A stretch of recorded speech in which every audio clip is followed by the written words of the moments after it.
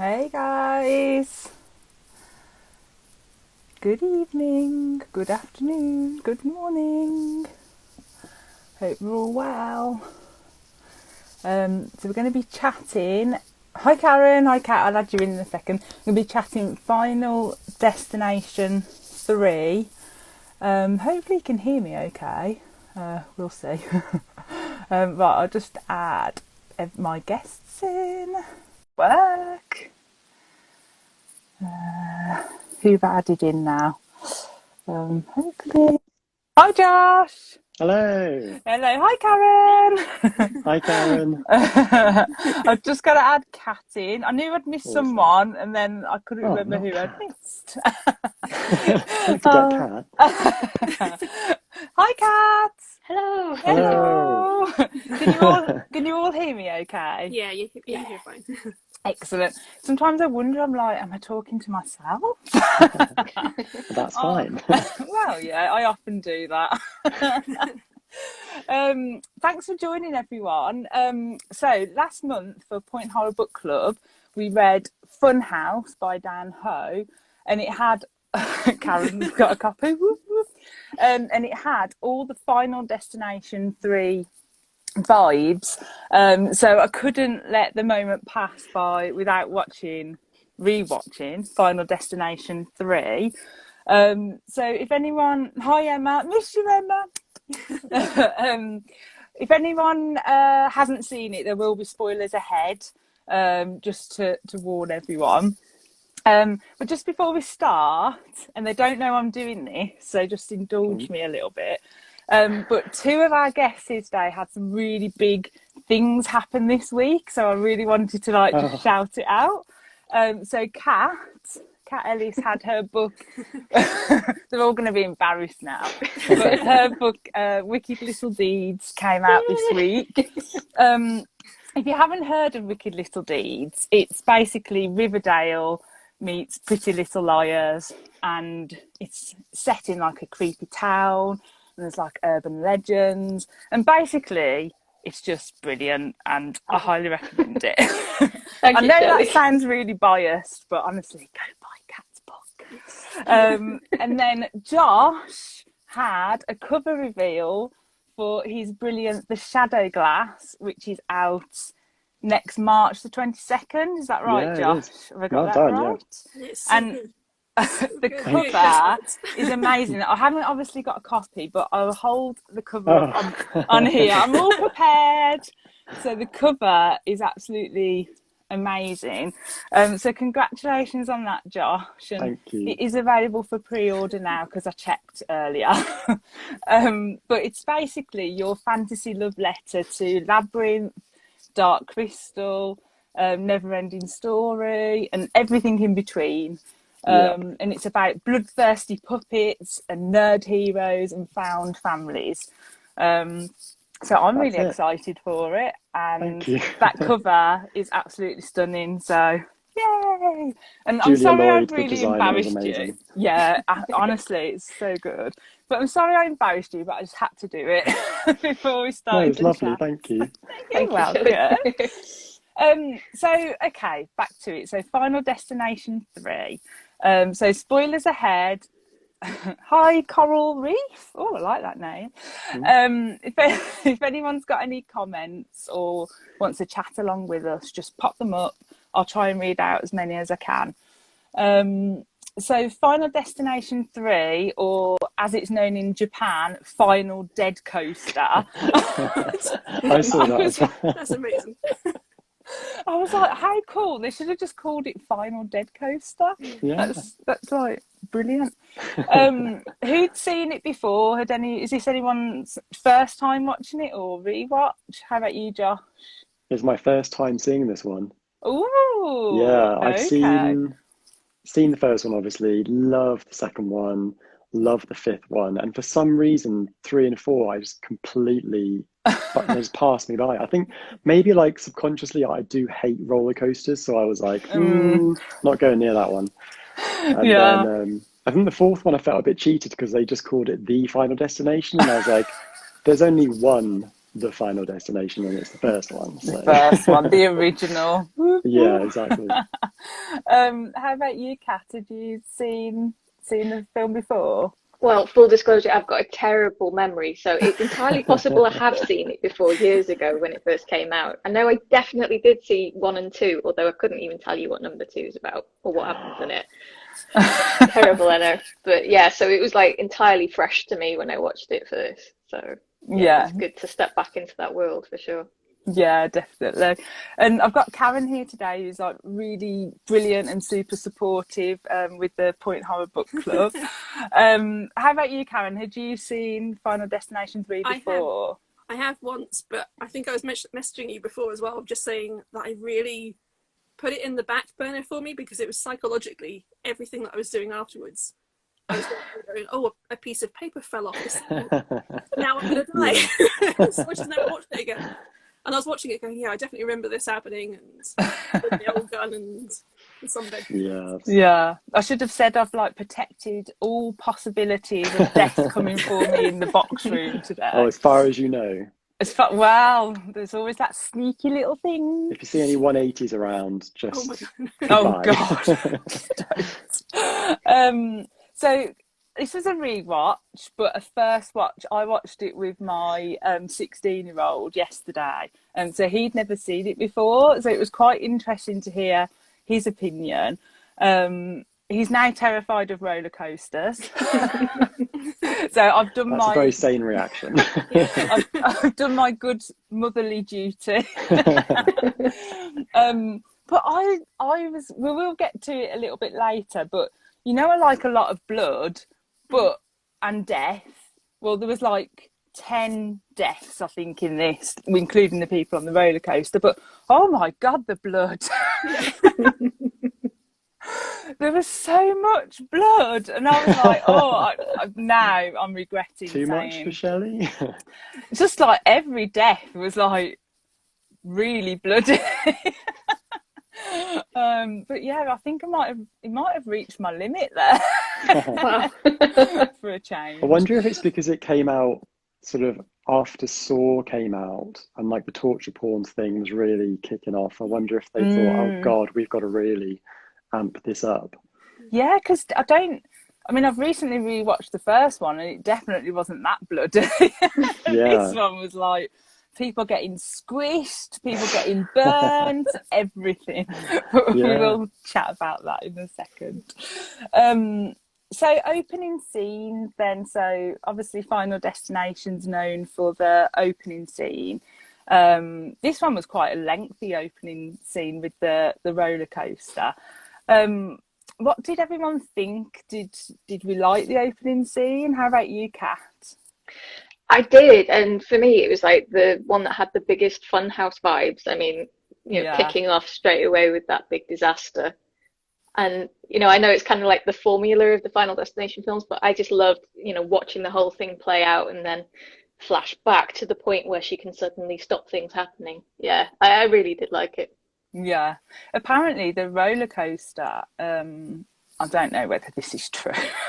I do rely on Google far too much, but apparently it's based on the Corkscrew roller coaster in somewhere in, I wrote it down, Pacific National Exhibition in Vancouver. But apparently it's not got as many loops as the one that they CGI'd a bit, but it's kind of based on that.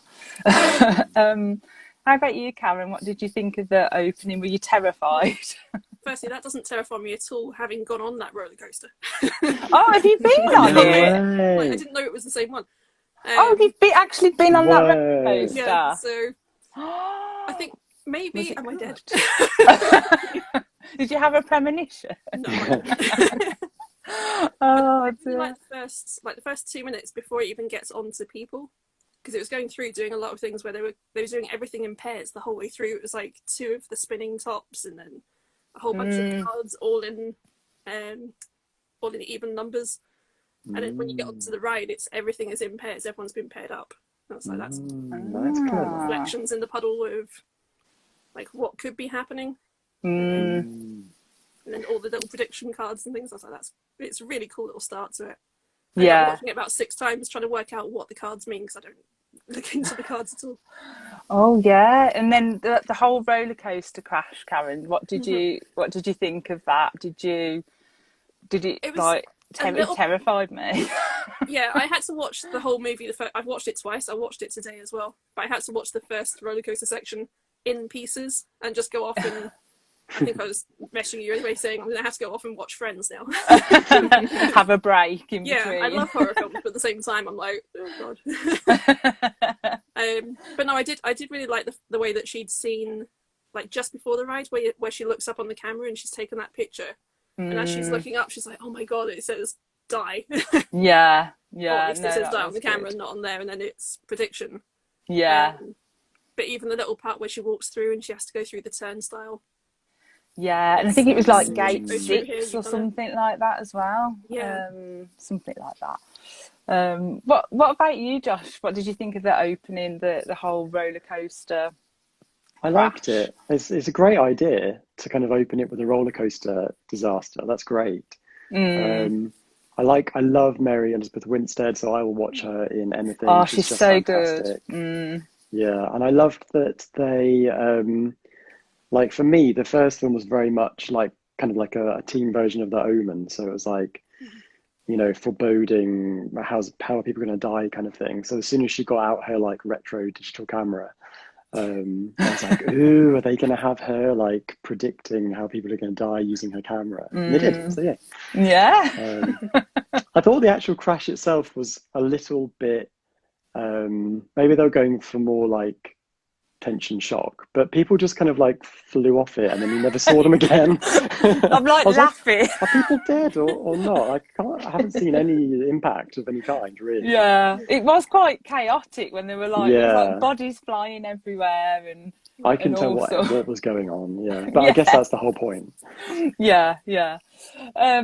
And when the coaster like stops in the loop, that's like that's like my worst nightmare. If I go, I mean, I used to go on roller coasters when I was younger, not so much now because I'm just got scared as I've got older. Emma's put, did it put you off going on rides? Yes. But yeah, that whole when it gets stuck in the loop is like, that's my worst fear, is getting stuck upside down. And like that whole scene for me was just terrifying. I was literally, I could feel my heart going because I just couldn't imagine being like stuck upside down. And luckily they used their genius idea of rocking it backwards and forwards. I looked that up, same as you with Google. And there's no way to actually do that. It basically puts the Karen. No, they were saying you have to like take off a jumper and wrap it around the wheels, so you've got something to hold on to, and then climb onto the tracks and climb off. And I was like, I would fall out. Everyone else fell. There was me. I had a glimmer of hope if I ever got stuck upside down, and now I must wear a jumper. Yeah. when I'm on there. So I think I read as well that the cast had to ride that roller coaster, the one that Karen's been on, that we've just found out, 26 times in the one night to get the scenes, obviously the scenes that weren't CGI'd, but 26 times, I just would like, no. Yeah. I couldn't do it. Could any of you guys ride it like 26 times Not in one evening? No, I mean, times a day for a few weeks, maybe, but you know, hot dogs. I do love roller coasters, so I probably would ride something like that. Not that one, obviously, because it's a bit cursed. But yeah, probably not 26 times in a night. I wonder what number they kind of got bored. Or if they ever got bored. Here we go again. There'd always be the one as well going, yay, again. But I wonder if people are like cautious about going on that roller coaster now, like the real one in real life. Just make me wonder. And then I loved the whole the devil statue before the roller coaster, which was actually Tony Todd's voice, Candyman. Who's in all of the Final Destination films. I think I haven't seen the others after 3. I know I haven't seen the Final Destination. I haven't seen 5, but I presume that he features in those as well. Does he, Josh? Does he? I think he's in 5. Yeah. I'm pretty sure he is. Yeah, so he's like the voice of the devil statue. So I think, what does he say? He says, you can run, but you can't hide. Doesn't he do the voice at the end as well? Yeah, I was just going to say that the tube at the really end. Obviously him. Yeah. I was like, that's him. Yeah. So in the tube, when he says end of the line or something like that. Yeah. And then I don't know whether I've got an obsession since Marvel. I've got my Marvel t-shirt on, but about watching the end credits, even in old films now, or older films. And he, at the end of the credits, there's like a laugh, like a really evil laugh, and I think it's actually him who does the laugh. So I kind of like that. That mortician gets around. I know, and like I mean, in my opinion, he is the devil, the death. Sorry, not devil, death. Not in real life. He definitely seems to be. Yeah, he definitely seems to be like Death's like PR or something in Final Destination films. He's like promoting death to the young teenagers. Yeah, but I know a lot of the writers, or what I've read, a lot of the writers and producers say that deny that he is that type, that character, but to me that's what he is. So big question then, who is to blame for the roller coaster crash? Who do you think is to blame? So I've got like a list of suspects, so like the attendants, who clearly have no control over what anyone's doing at those gates. Frankie, pervy Frankie, and his video camera, which obviously gets wrapped around the track. Or was it Lewis, where they have to like really push, which always happens to me. They always have to really push down the harness, like, so it's like really tight. But obviously when they did that, it snapped the fluid line. So any of those or something different? What do you think, Josh? Oh God, is it a hard question? Well, none of them really, because surely it's Death that's doing it, isn't it? Like Death's plan. Yeah. So it's like none of them, but also all of them, because they all kind of contribute to the crash, I guess. Yeah. I feel like the mythology has got quite confused by this point. We just go with it. Yeah, but I think probably all of them, all of the above. Yeah, and same with you, Kat. Do you think, is there anyone in particular? Well, my gut instinct was to say it obviously has to be Frankie Cheeks' fault, because he's just so vile, and it has to be his fault. But then when he doesn't go on the ride the second time around, so the non-premonition time, his camera isn't on the roller coaster and the crash still happens. Oh yeah. So Cats. Is it the different? Is it the same? Because there's 2 roller coasters, aren't there? Going. There were 2 like carriages to it, but I think they were connected. Okay. Plot so something else did it. What about you, Karen? Any like theories or who's to blame? I think we should just all blame Frankie. Yeah, Frankie would be the one that I would want to blame. I wouldn't blame. Was it Lewis that's got the video camera? Frankie had the video camera because he was the pervy one. I think. I'm sure I've got that right. Yeah. Frankie Cheeks. Yeah. So, and then Lewis was the one with the harness. Yeah. So the harness I wouldn't blame, just because as they're going around the loops anyway, inertia would keep you in the chairs, so you'd be fine. But the video camera does loop round. But I've got a slightly different theory that it's Wendy's fault. Oh, okay. For 2 reasons. One, like, if that was me and my boyfriend was in the very front seat, I wouldn't have walked out and just been like, yeah, I think everyone's going to die, but he's over there, and, you know, I'm panicking and walking off. Yeah. I'd have run up and pushed the guy out of the way and, like, slammed the off button and ripped the machine apart or something. But I also have a slight theory that it's actually only her that Death is after. That it's a bit of a limbo thing, but I don't know, having not seen the others in so long, that maybe if Death is only after her, the rest of them are just oh, what's the term for it? Like just like Collateral trash. damage. That's it, collateral damage. Thank you. not trash. They have to control everyone else around it. So she's in some kind of limbo. She's already gone through that turnstile. So she's in his dark path, as we've had on the previous. Is he like, is death torturing her by killing everyone around her and kind of making her feel like she has a way to escape when actually she doesn't? Yeah. Because there are two loops. Like, she does the whole loop with the roller coaster, and then it's like everything is fine for a while, and then you see her on a train, and then everyone that she loves gets back on the train as well. Of hell again. So yeah. Oh, I like that theory. That's a good one, Karen. I like that. And everybody else on that roller coaster at the start were just terrible people. Like, you had people that were just really into themselves for their own looks and wanted to tan all the time, or they were taking pictures up girls' skirts and all this horrible stuff, and then breaking up with a boyfriend in 2 weeks. Oh yeah, after graduation. Yeah, it's terrible people. And she seemed to be the only one that was actually nice. So maybe killing a nice person takes more effort. Possible. I really like this. yeah, okay. I like that theory though, Karen. I love that. If that doesn't work, I'm blaming the video camera, because that's logical. Yeah, we can all blame Frankie. Yeah. And he was horrible. Yeah. So before we move on to talking about like characters, Emma asked a question earlier. She said, did watching this film, it might be a bit different for you, Josh, if you've just watched it, but did it or has it put you off riding roller coasters? How about you, Kat? Are you still like, nah, didn't put me off?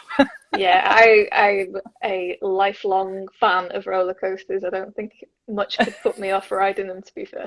No, I'd still ride one tomorrow. What's your favourite roller coaster that you've ever been on? I'm a big fan of Space Mountain in Florida. I love that one. Yeah. I mean, it's probably not the scariest, but, you know, it's in the dark. And again, in Florida, the Rock and Roller Coaster, that one's really good because it's like 0 to 70 miles per hour in 3 seconds or something crazy like that. And it has all the Aerosmith music as well, which I'm a big fan of. So, yeah. Oh, yeah. Oh, we love a bit of Aerosmith. How about you, Karen? Has it ever put you off roller coasters? Or it's not put me off them. I mean, I was always, like, you're asking about the favourite ones. I always like the mouse ride, and I don't recall if it's in either Thorpe Park or Alton Towers, one of the two. But it's a ride where you've got kind of the coaster here, and then the car that you're in goes off the edge and then turns. So you feel like you're on a roller coaster. I think I know. Yeah, I think I know. I've just not had the opportunity to go to one in over a decade. No, so no. Maybe now, I don't know. I've not had the chance to stand in front of one, so having watched movies. Still get on them, I think it would be. How about you, Josh? Has it put you off going on roller coasters, or were you never a fan? I do not do roller coasters. I just don't do them. I'm like Wendy. I'm like, I need the control. I think I used to like roller coasters, as I said earlier, but I do think maybe films like this are not good for me to watch. Because now I am terrified. I do blame like movies. But yeah, it's not just me getting older and getting more scared. So characters. So there was a whole ream of characters ready for death to bump off. Who was your favourite character? Let's go with that first. So I think unanimously we're going to say the same one we don't like. So who was your favourite? Who was your favourite, Josh? I liked Ashley and Ashlyn just because they're just so ridiculous, just so funny, and they were gone too soon. And they were just extremely entertaining. I love how they just kind of basically owned the tanning salon. Like they just knew how to make it work for them. And you've got to respect that. And don't they say we've got to look good for all the dead kids or something as well? And I was just like, they're like the mean girls, but they're like the sweet mean girls because they're kind of self-congratulatory when they're nice to people. which I think is also something to respect. So yeah, Ashley and Ashley. Yeah, I like that. How about you, Kat? Who was your favourite character? I mean, I did also like Ashley and Ashley, and I thought that they definitely did not deserve that horrific burning death. But I think as for a character that I kind of liked because I hated him, and it's not Frankie Cheeks, which will surprise you, but in McKinley, he had like, he was such a like sociopath, I think. He had these like real Jason Dean vibes, even down to like the big dyed black hair. He was just so awful, and yet I did like him. I could actually imagine him in one of your books, Kat. It's like, do you know what I mean? Will see him now, like, he was like such a good character. I do agree with that. I do wish I'd seen a bit more of him, other than mainly seeing him at the end when he was obviously just went a bit mad because he lost. He decided he was going to kill Wendy, and it was perfectly reasonable to him. He's just waiting for an excuse to let his sociopath flag fly, I think. Oh dear, oh bless him, getting squished as well at the end. How about you, Karen? Who was your favourite? Mine's a toss up between Ian and Frankie, because I always like the ones who just get their comeuppance for being really terrible people. It's like the Frank from the previous Point Horrors that we read, the April Fools. Yeah, I like seeing the ones who are just terrible get their just desserts. And I think for Frankie, where he's going around and he was just so stupid the whole time, in the middle of a funeral trying to hit on somebody else, and he just couldn't read anyone's signs at all. So I kind of enjoyed watching him whilst also just being like, no. He's like a worse version of Stifler. Yeah. Awful. See, I normally like that. I normally like fancy those type of characters. I'll be honest. That's what normally I do, but with Frankie, I just was like pulling like a face, like, like no, I just did not like him at all. But yeah, I think my favourite was Ashley and Ashley, 100%. I love them. I wish I could have seen more of them. But I did also quite a lot of them, I think. I know. My poor son had to look away. I was like, it will stop in a minute, and then he like carried on. He's a fake breath. But I think I did like Kevin, and that's not just because that's my husband's name. But I just liked him. I liked the way that he was like quite practical, and like he was like looking up the old cases and things like that to try and say, look, there's something weird going on. But I actually just kind of liked him. I just thought he was like really good, and like I liked the way that he didn't want to see his photograph, and then obviously at the end they had to try and look at the photograph. So he was kind of my favourite after Ashley and Ashley, I think. But might be a bit of a weird choice, but he was a nice guy apart from the whole upskirting thing right at the very beginning, which sort of in retrospect. Actually, I'm changing my mind. I forgot about that. But I mean, in retrospect, it does seem kind of out of character for him, because after that, he was pretty decent. Yeah. I felt like he was trying to be all the different characters, because he was a little bit like, what's his name? Frankie at the start with the upskirting, because I think that would be something he would do. Kind of give her all of the information. On the car saying, look, I kind of believe you on this. Here's some stuff I researched. And she's like, no, I don't care. So it's more like Ian of like kind of looking into it and being a bit more intelligent about things, and then not wanting to believe. But and the other thing about Kevin is like he wanted to propose after graduation to his girlfriend Carrie, and I was like, oh, how romantic. And she's just like, yeah, I'm going to dump him after graduation. And then she's like brown bread on the roller coaster, so it's like, but I forgot about that with Kevin. Actually, he's gone down a notch now, Kat. I think you're 100% right. No, Rightly so. I didn't even notice that, which is unusual for me. So who did? I mean, is it unanimous that Karen might be different here actually? But who was our worst character? So who did we hate? I'm the same. So we're all unanimous that we hated Frankie. Yeah. I hated the sister as well, actually. Oh, did you? How Yeah. come? First, Julie, is it Julie? yeah, Amanda Crew. Firstly, because she wore a completely ridiculous hat in the first scene. That. It's like, oh, stop trying so Yeah. hard. Yeah. And then she was just like needlessly mean. It was like, you've got a great life, you seem to have a nice family, a nice home. Why are you so nasty? I just thought it was unnecessary. Yeah, and she had that whole like sister rivalry going on Yeah. with Wendy. Maybe that's what it was. That if your sister is Mary Elizabeth Winstead, you just have to hate how great she is. Cursed. Yeah, no, definitely. Yeah, but I wonder whether the hat thing was so that obviously towards the end, when they're trying to find out who else was on the roller coaster, when it was like really obvious who it was going to be. Massive Lucky Charm. And then you see this Lucky Charm and then like the hat. So obviously it was instantly recognisable. So I wonder whether that's why they did it, in case people didn't recognise the charm bracelet. Because that hat was etched on my brain throughout the whole film. I even made a big note, the hat, as its own character. Oh, dear. Emma's put the hat was putting evil thoughts in her head. Possible. So, Josh, you mentioned earlier, so this one was slightly different, where the camera and the pictures were like giving them clues and premonitions to how people would die. What did you think of that? Did you think that was quite clever, or was it like that way out there that it just wouldn't be? Oh, Penny, sorry.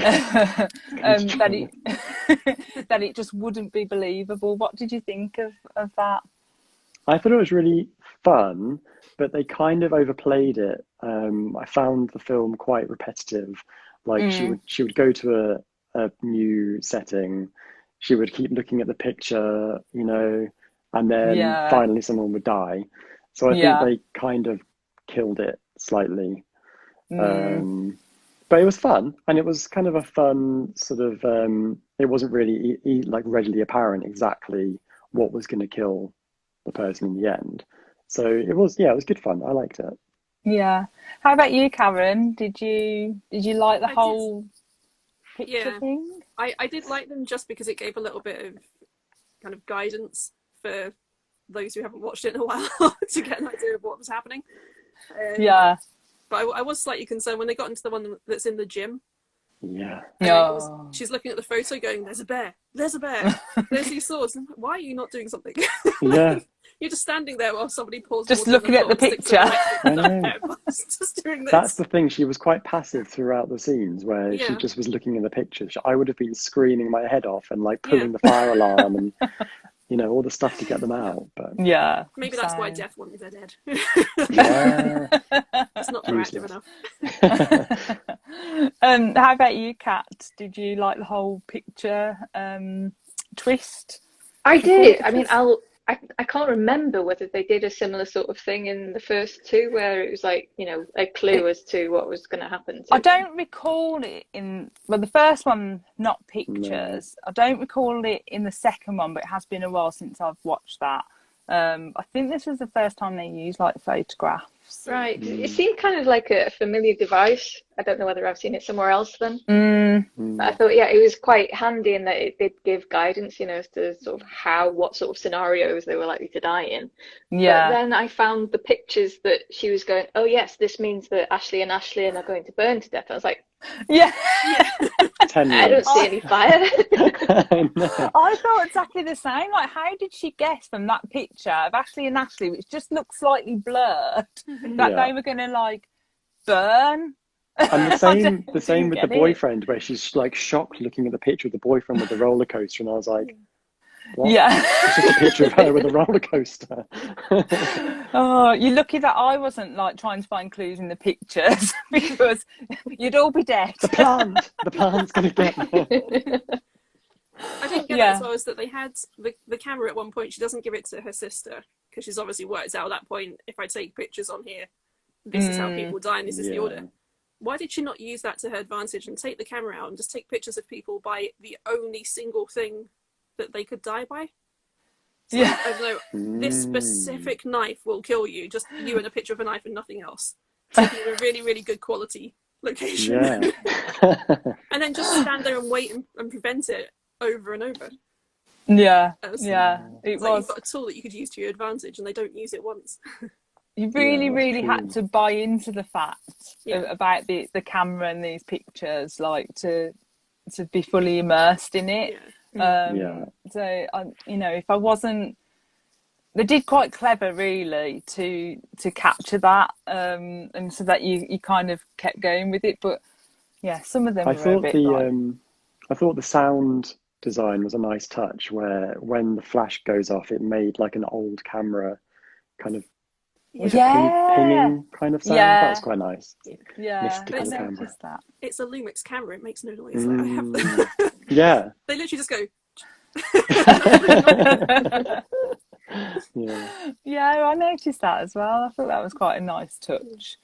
So if you could see, I'm asking all the hard questions today. If you could see a picture, I say hard question, but this is a bit morbid.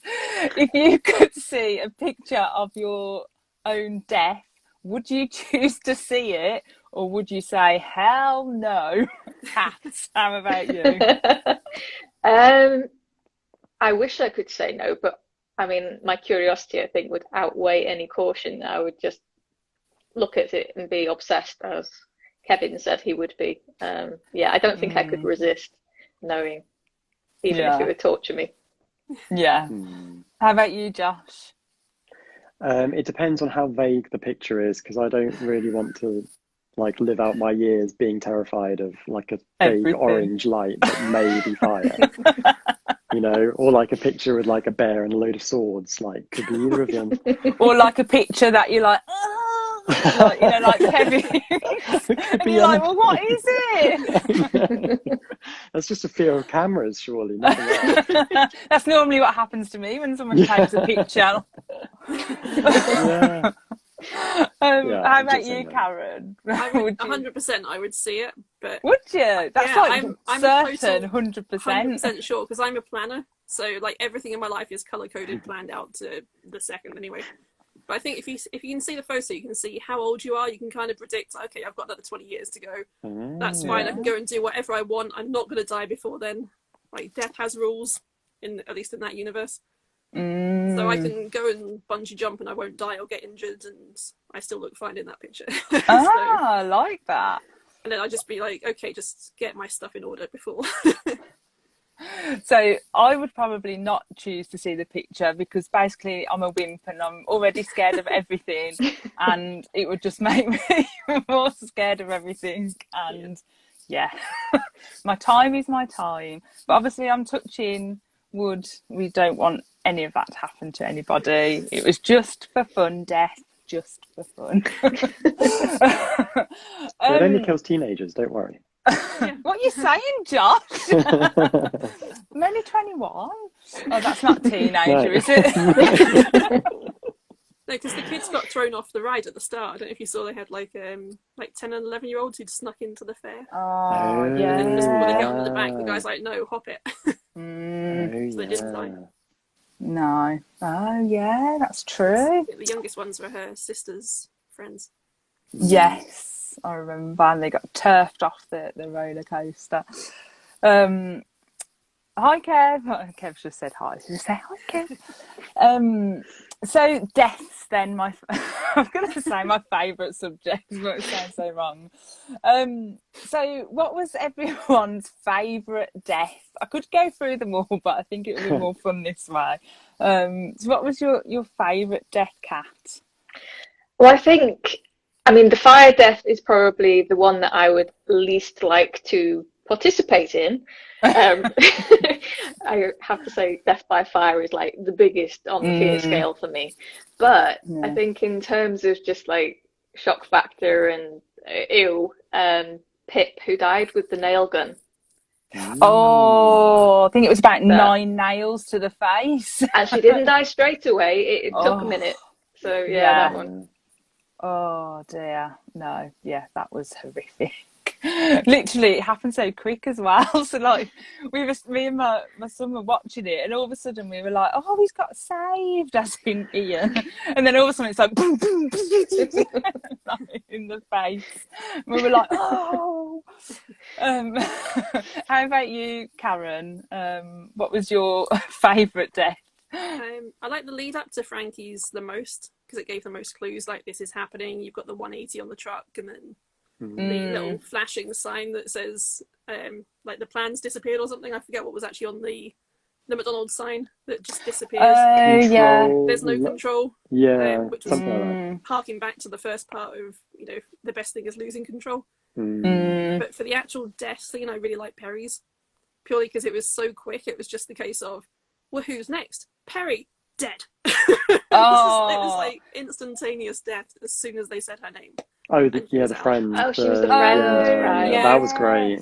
And then she slides down the pole. Yeah. Yeah. Oh gosh. Yeah. That was after the whole horse thing at the carnival, wasn't it? Yeah, and then she just misses the spikes in the face and things. Oh gosh. Ooh, it's making me. It was the quickest, easiest way to go as well. So if I had to have any of those deaths, I would take hers because she was out like a light. I like how much you've thought about that, Karen. But all the rest. And then there was something. Like Ian was chopped in half. That wasn't nice. There was something about the fact that she wasn't a well-known character as well. You'd almost forgotten she existed, and then suddenly she's dead, and there was just something about that was quite horrific in a realistic way, I think.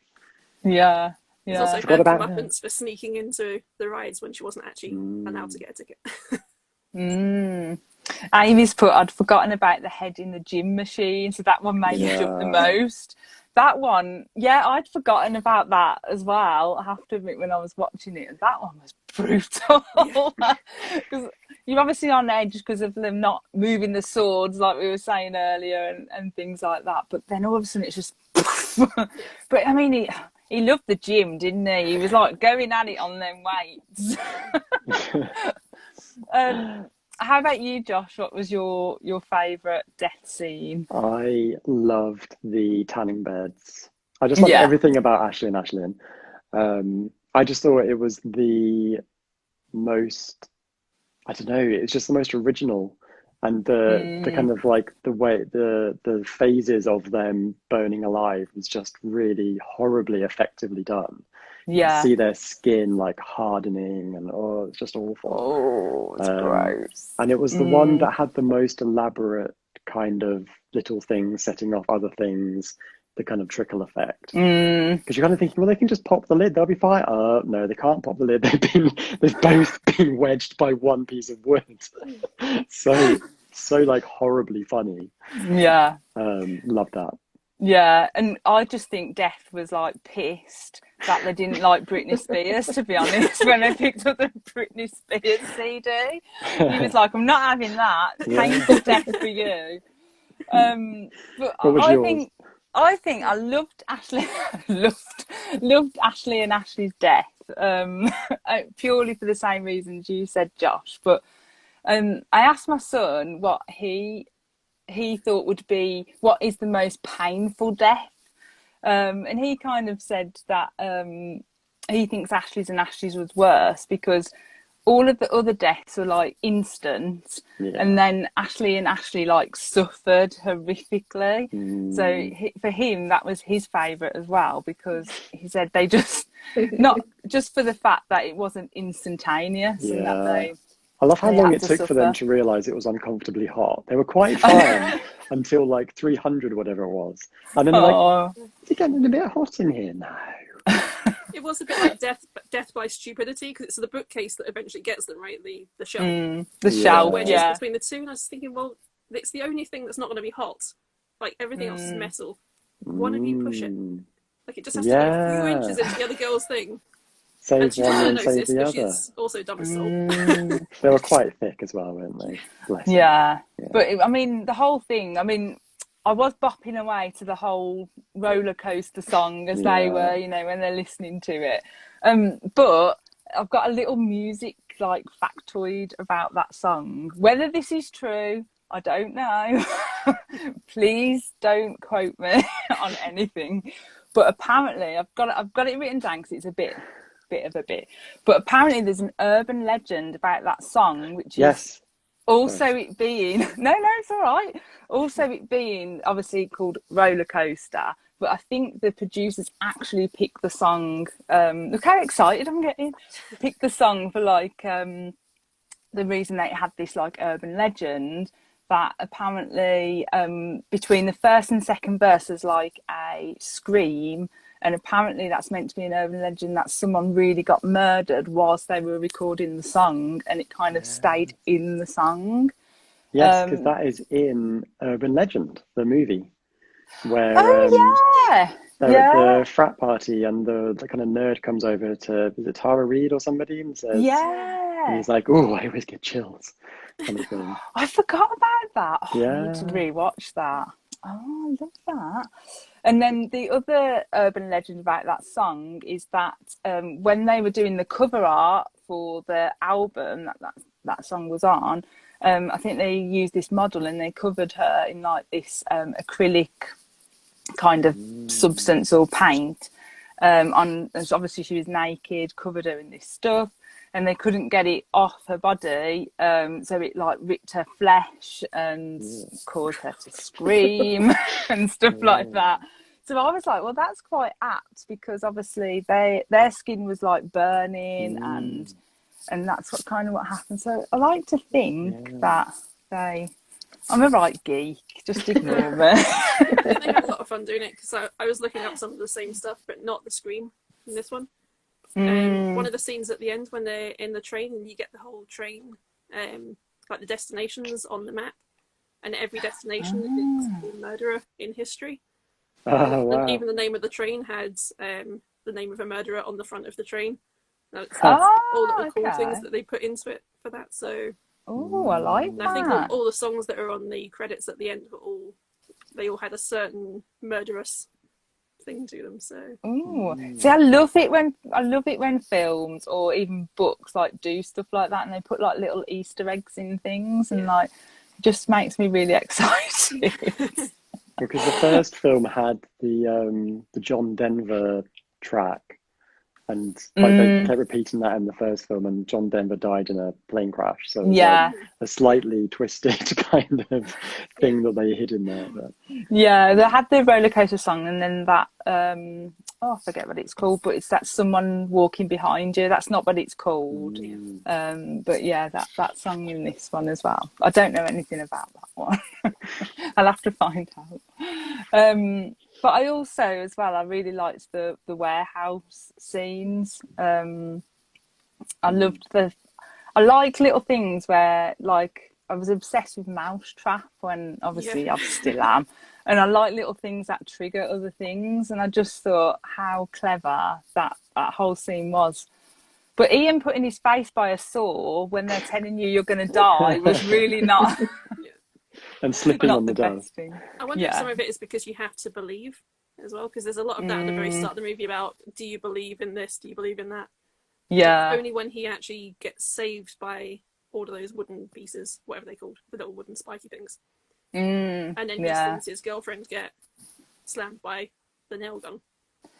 And then screams, and it's like, okay, well now you're on the same track of death as the rest of them, because you were fine up until that point. Yeah, but I think they actually used like a real warehouse, and I think the agreement was they could use it at night, but they had to put everything back that they destroyed. Can you imagine being the person who puts having to put everything back with what they destroyed in that warehouse? But yeah, I thought that was quite funny. And the grain that went everywhere. yeah. So what did we think of the ending? So let's class the ending I'm asking about as the carnival at the moment. So the whole carnival / fireworks / party thing. So what did we think of that? I'm interested to hear what you think, because I was a bit confused, which won't surprise you. What did you think, Kat, of the whole carnival ending, where it's obviously all escalating at the end? Well, everything did happen in a very fast sort of succession, didn't it? It was like, so-and-so's supposed to die. Oh, no, it's so-and-so. And then it was like, and then Perry got impaled, and then it was moving on to, was it Wendy after that? I'd lost sort of track of the sequence of who was supposed to die next, and I think they could have taken a beat to sort of, shift your focus back to the next victim before they killed them or put them in danger. So yeah, I did get a little bit lost with that. Yeah, I thought it was a bit confusing. How about you, Josh? I liked it, but I felt similarly to Kat that it needed a bit more, and I felt like it would have been slightly like something they could have done something different for the franchise. They could have had Ian McKinley actually become like properly unhinged and killing people for real, like turn it into like a bit of a proper slasher, just to like add another wrinkle, because they kind of did it but not really, and I felt like they could have taken that a lot further, especially if that was meant to be the climax. I didn't even really realize it was the climax of the film until after it was over. Yeah. How about you, Karen? What did you think of the carnival ending? I think it was more explaining the rules as opposed to anything else. Because you've got Ian standing there, who I think one of the rules on death was something along the lines of that you don't speak about him, and the second that you've mentioned his name and you kind of turned around and said, "Well, death can't get me. I'm invincible," or something along those lines. It just ticks him off, and it's like, well, now you're back on the ring. Like, come back in. Might have been skipped before, but now it's your turn, and I'm going to come back and do a 180 and get you.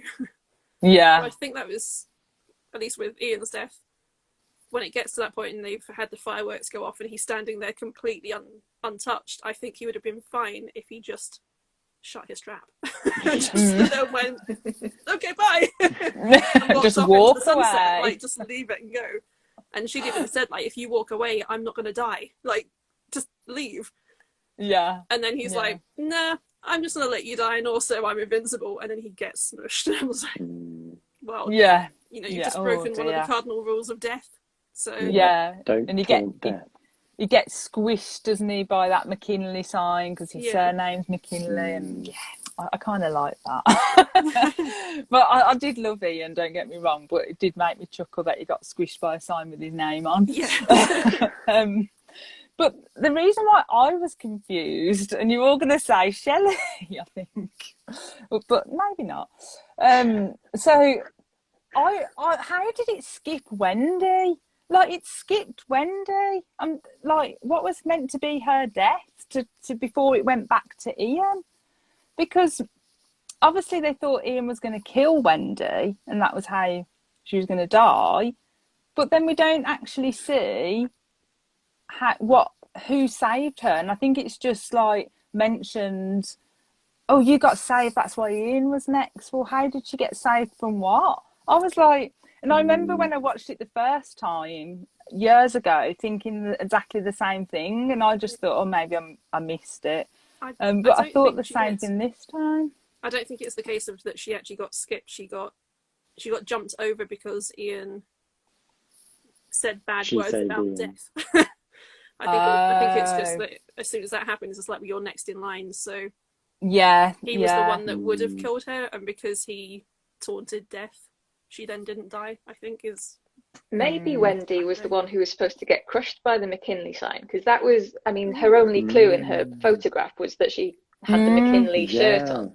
So maybe she was supposed to get hit by that, but because Ian was there trying to, interfere and kill her, maybe he sort of took her death. Okay.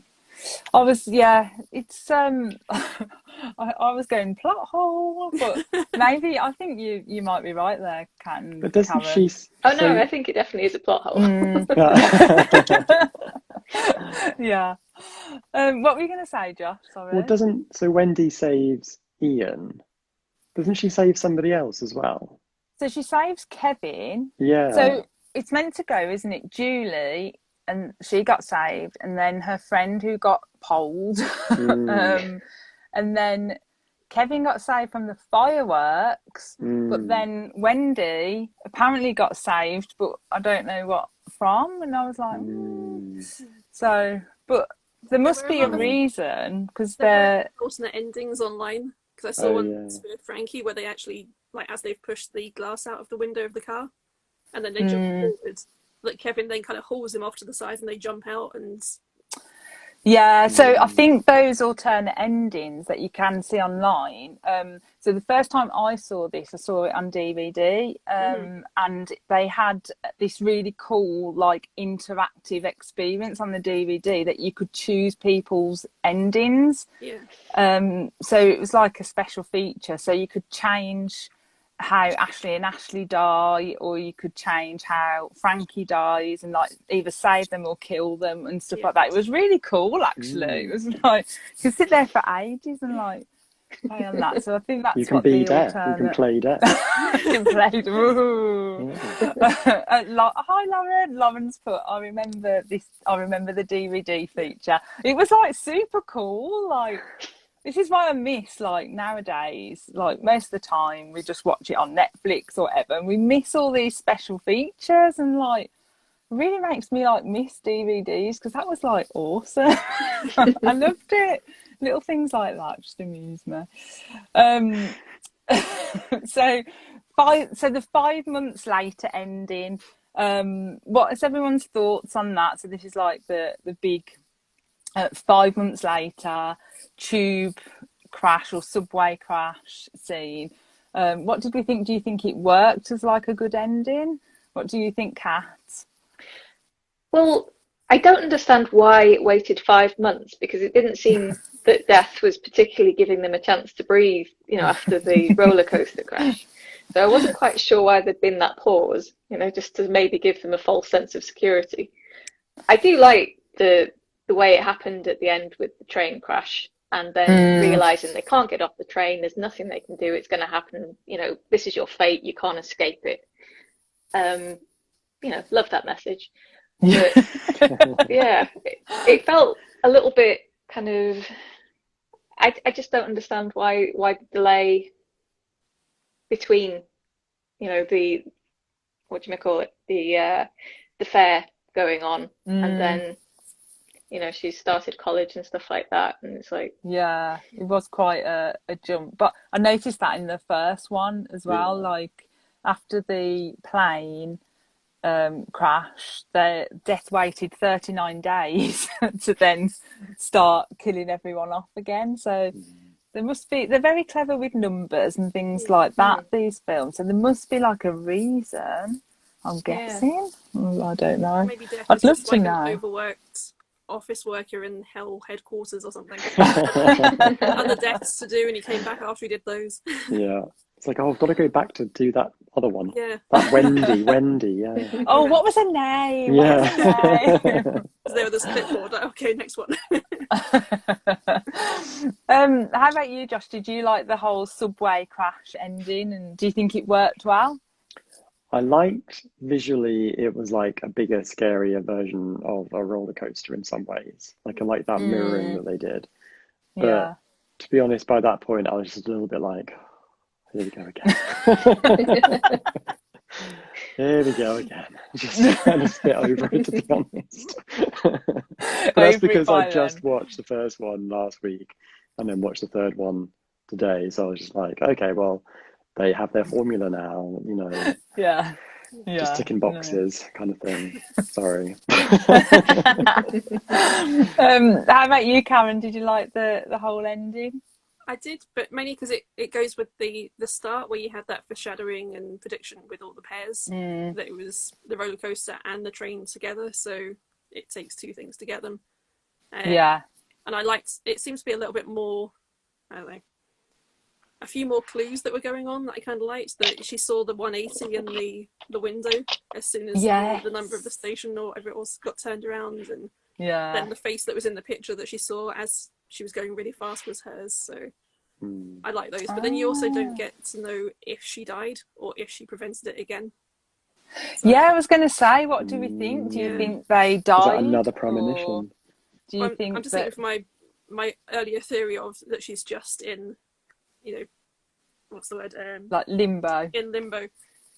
And it's just, can she keep defeating it?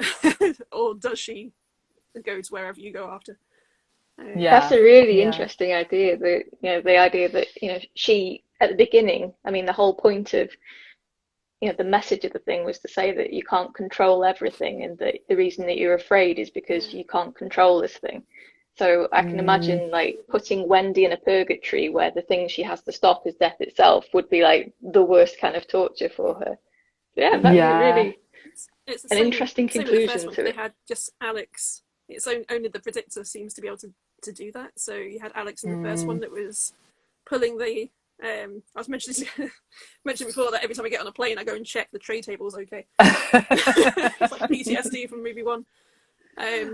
But he knew everything, so you know he's probably the only one that death was actually after, and the rest were the collateral damage. And then you've got the cards at the start that are kind of the death is an illusion. So one when they actually went through that turnstile in the very first roller coaster, there was that sign that said like as soon as you go through here, that's it. And she's like, no, okay, I'll go through. And then I wonder if that was the penny in the slot that gone away. Basically, the writers need you three to like write any further films. Lauren's put, I agree with Josh, the formula can be redundant. Lauren said she stopped watching the films after they released this one, which it's funny enough, I haven't watched the other two films, so maybe that's why I haven't watched those, because I just haven't wanted to watch them. I'm quite interested in watching them now, but did you say you've seen them, did you say, Josh, 4 and 5? I haven't seen 4, but I have seen 5. Was 5 like the same kind of, obviously no spoilers, but was it the same kind of formula that we absolutely. know? Yeah, absolutely.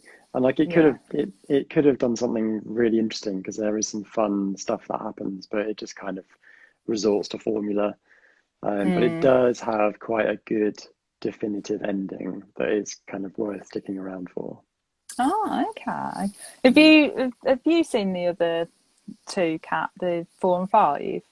I haven't. No, I know for definite I did see 1 and 2, but I haven't seen 4 and 5. I did do a little bit of reading about it online, and it was talking about, you know, the different ways that you can get around death.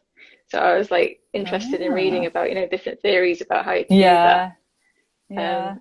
So yeah, I was hoping that maybe in 4 and 5 they actually figured out how to, you know, to do it, get around it, you know.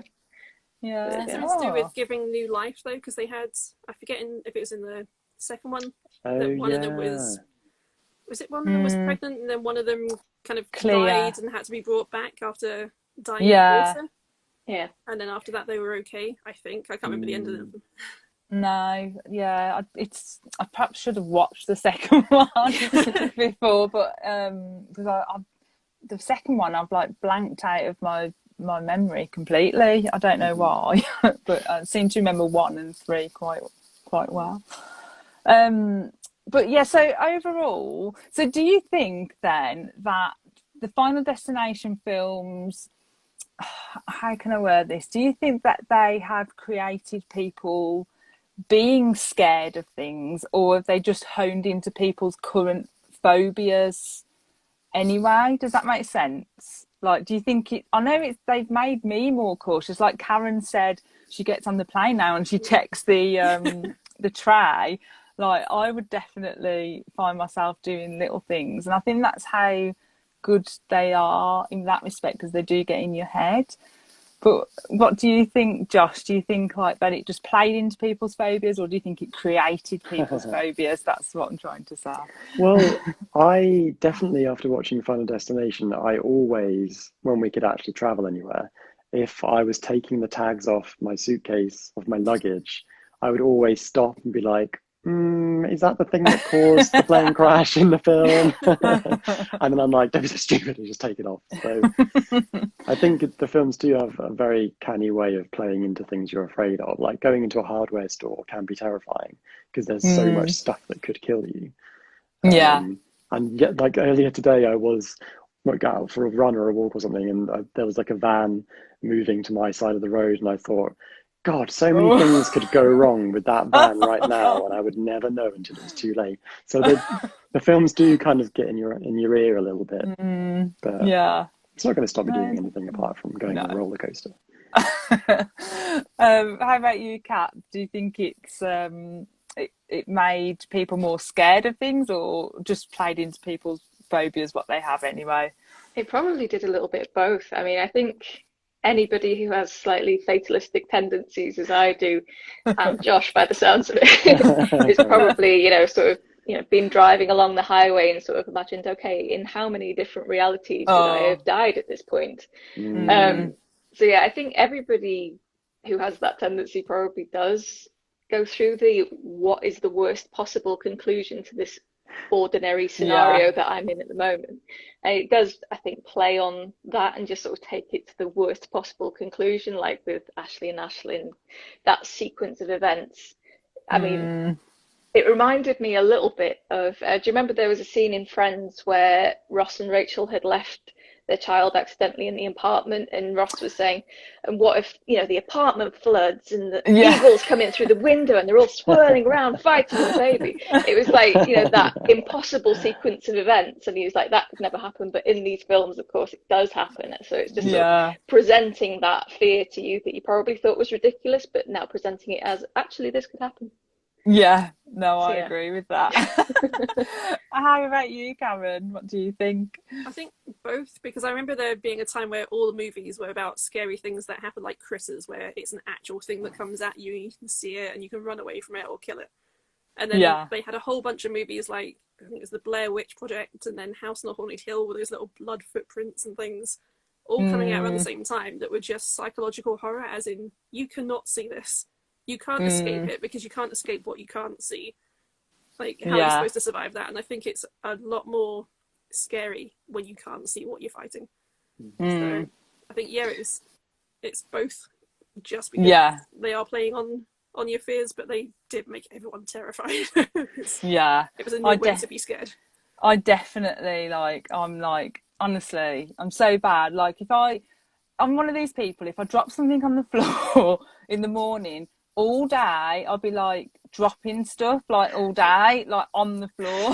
So like, you name it, it goes on the floor, like a whole jar of like pickles and whatever, all on the floor. So like, I'm quite a big believer in like, oh my God, these things happen, and like get paranoid.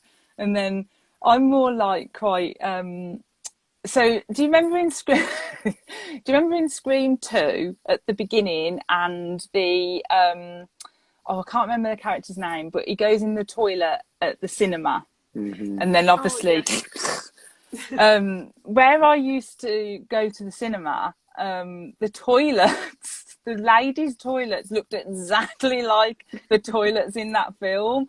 So every time I used to go in there, I used to be like, oh my God, so I've never used to never used to hang around and be like, in, out, quickest wee of my life. Don't put your head to the door. So like, yeah, exactly. So honestly, if ever I go back there, I'll take a picture of these toilets because they looked exactly the same.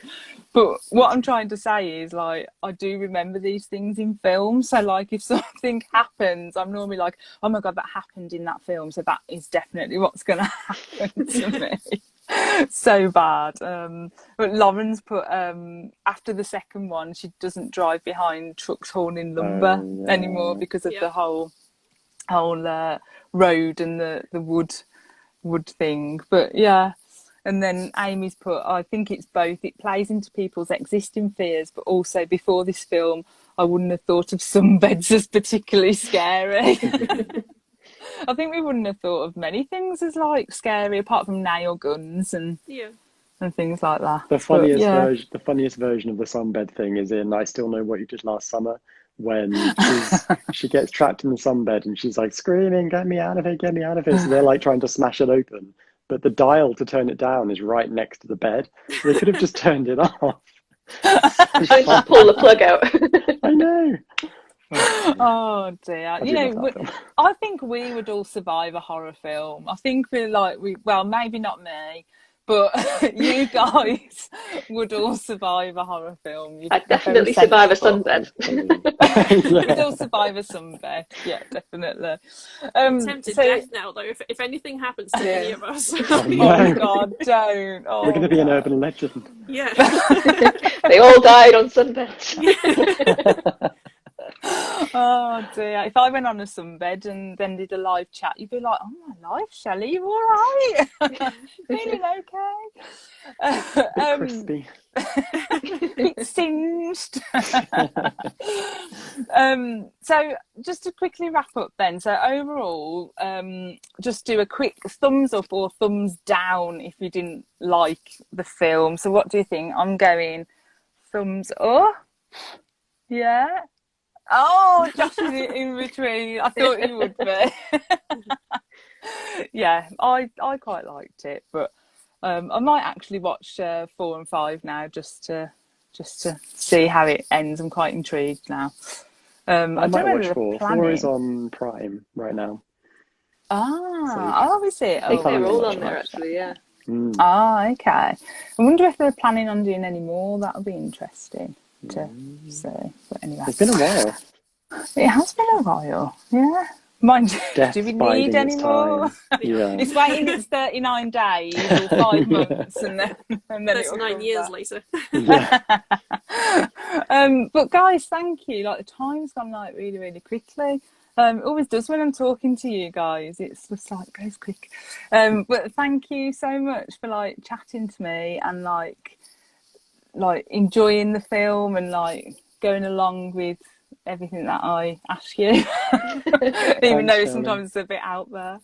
But yeah, great. Thanks guys, and thanks for anyone who's joined in or watched or is watching this later. And we're going to do some more movie chats. We've got one planned for the end of the month, haven't we, Josh? With Emma and Leroy going camping and watching Final Girls. So I can't wait for that. So yeah, so thanks guys, thanks so much. Thanks, Shelley. Thank you. See you later. See you. Bye. Bye.